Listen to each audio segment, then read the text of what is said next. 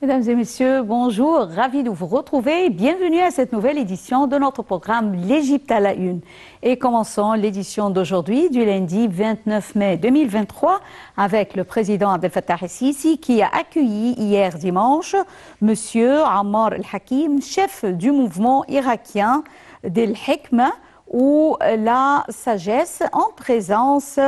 de M. Sameh Choukri, ministre des Affaires étrangères,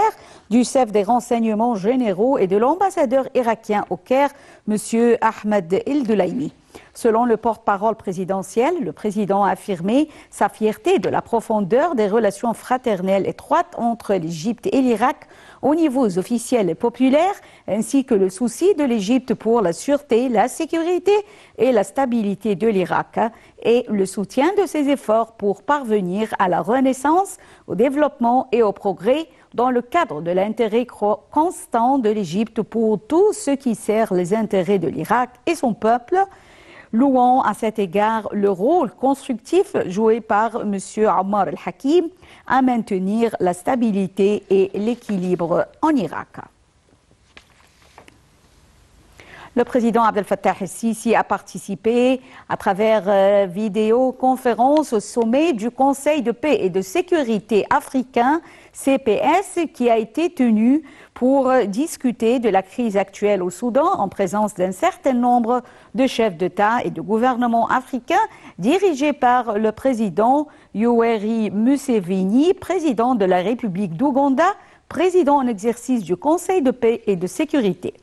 Le sommet du Conseil de paix et de sécurité s'est concentré sur la discussion des moyens de réduire l'escalade au Soudan, de la coordination entre toutes les parties concernées pour un cessez-le-feu, du renforcement des voies humanitaires et du retour au dialogue pacifique. La 58e édition des assemblées annuelles du Conseil des gouverneurs de la Banque africaine de développement BAD et la 49e assemblée annuelle du Conseil des gouverneurs du Fonds africain de développement FAD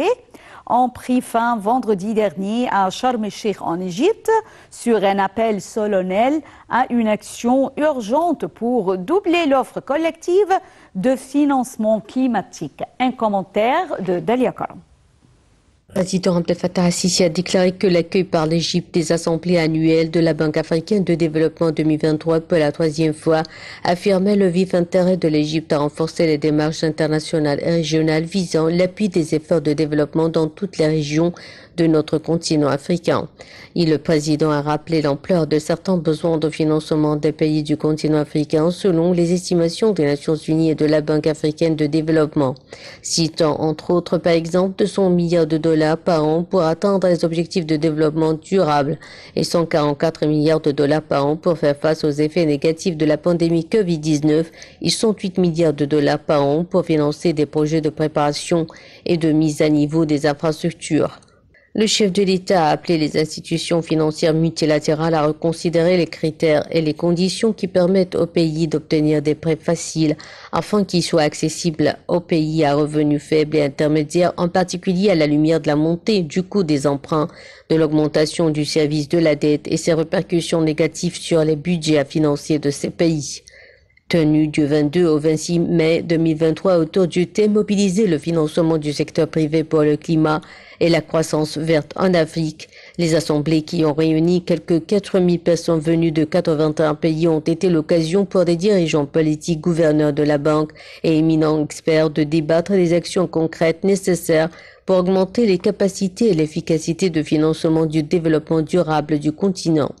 Le Conseil des gouverneurs présidé par le gouverneur de la Banque centrale d'Égypte, Hassan Abdallah, qui a cédé la présidence au ministre des Finances du Kenya, Nyong'ona Ndongo, dont le pays abritera du 27 au 31 mai 2024 à Nairobi les 59e assemblées de la Banque, a ainsi appelé dans un communiqué final à une action urgente pour doubler l'offre collective de financement climatique, pour l'adaptation et l'opérationnalisation de nouveaux dispositifs de financement pour répondre aux pertes et dommages que subit le continent africain du fait des aléas climatiques. Lors de cette édition couronnée de succès qui a abouti sur d'excellents résultats selon le secrétaire général de l'ABAD, Vincent Nemiel, l'accent a été essentiellement mis sur la nécessité d'accroître la coordination entre tous les acteurs du développement pour créer des synergies entre les différents programmes, sources de financement et stratégies de développement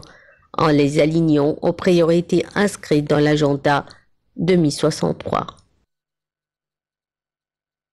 Le délégué permanent de l'Égypte auprès de l'Organisation des Nations Unies, l'ambassadeur Oussama Abdelkhaliq, a apprécié le fait que l'ONU ait honoré l'Égypte dans le cadre de la cérémonie annuelle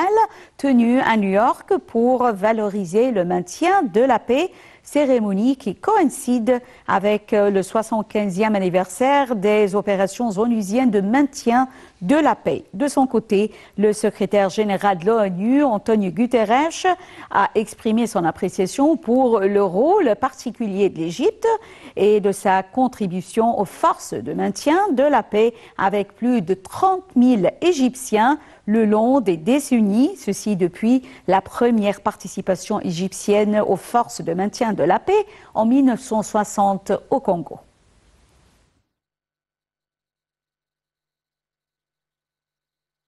En tant que septième plus grand contributeur de troupes aux opérations de maintien de la paix de l'ONU à l'heure actuelle, la République arabe d'Égypte fait certainement tout son possible pour contribuer à la paix mondiale. Un total de 729 officiers et policiers égyptiens servent dans les opérations de maintien de la paix de l'ONU dans divers pays, comme l'a annoncé le ministère de l'Intérieur. L'Égypte conserve un rôle de premier plan dans le maintien et le renforcement de la paix et de la sécurité internationale, conformément à la Charte des Nations Unies et à l'acte constitutif de l'Union africaine. La première contribution du pays au maintien de la paix de l'ONU remonte à 1960 au Congo. Depuis cette opération, l'Égypte a contribué à 37 opérations de l'ONU avec plus de 30 000 soldats de la paix déployés dans 24 pays d'Afrique, d'Asie, d'Amérique latine et d'Europe, servant sous le drapeau de l'ONU. Selon le Centre du Caire pour la résolution des conflits et le maintien de la paix en Afrique, 28 des casques bleus égyptiens ont perdu la vie alors qu'ils servaient dans des opérations de maintien de la paix. En Afrique, l'Égypte participe à toutes les opérations de maintien de la paix de l'ONU en fournissant des éléments des forces armées et de la police, y compris des observateurs. Le nombre total de personnel égyptien fourni a atteint 2809 en mars 2016. En outre, l'Égypte contribue aux efforts de diplomatie préventive ayant proposé 2 initiatives pour activer davantage la structure africaine de paix et de sécurité, à savoir l'initiative visant à créer le Centre de l'Union africaine pour la reconstruction et le développement post-conflit, ainsi que la création d'une unité d'appui à la médiation et de prévention des conflits au sein de la structure de la Commission de l'Union africaine. De plus, en 2010, l'Égypte a pris l'initiative de lancer en 2010 le Forum des envoyés de la paix en Afrique, qu'elle a accueilli pendant 2 années consécutives. Le forum a été le premier cadre réunissant les chefs des opérations de maintien de la paix et des missions politiques spéciales de l'ONU avec leurs homologues nommés par l'Union africaine visant à harmoniser les politiques de rétablissement et de consolidation de la paix sur l'ONU.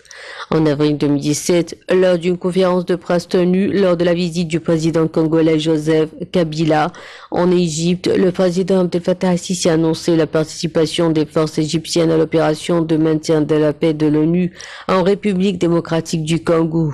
L'objectif de la participation de l'Égypte à l'opération de maintien de la paix est de soutenir la stabilité du pays après l'éclatement des hostilités dans la région orientale du pays par des groupes armés. L'opération de maintien de la paix devrait également mettre fin à l'exploitation illégale des ressources naturelles et protéger les droits des résidents congolais.